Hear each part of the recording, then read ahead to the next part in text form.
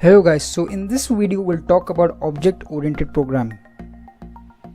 What does the word object-oriented mean? It simply means directed towards the object. Your next question will be, what is an object? Anything, car, person, glass, or even Facebook can be an object. You would think, why all of these are an object? Because they have something called as properties. Everything that can be defined by a set of properties is an object. Let's take an example. Humans, we have properties like height, weight, and color of our hair. Even vehicles have properties like model number and their specific specs. So all of these.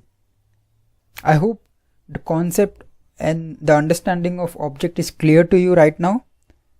We'll in next tutorials we'll also look through codes and understand it in much better way. I'm just going to the theory right now, and then later on we'll take the live examples in the next few coming videos.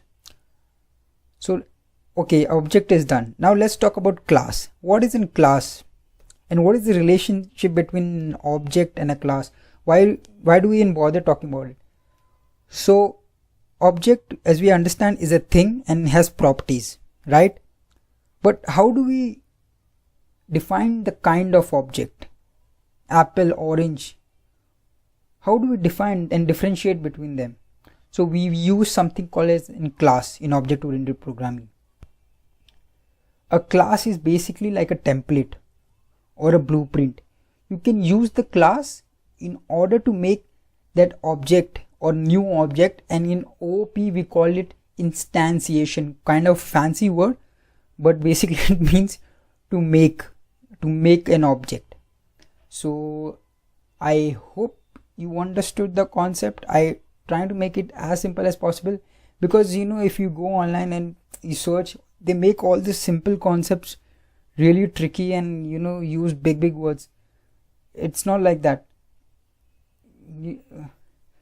I try to understand it in such a way so that I can even make a small kid understand the concept, because it's really important to make the concepts very clear and very easy.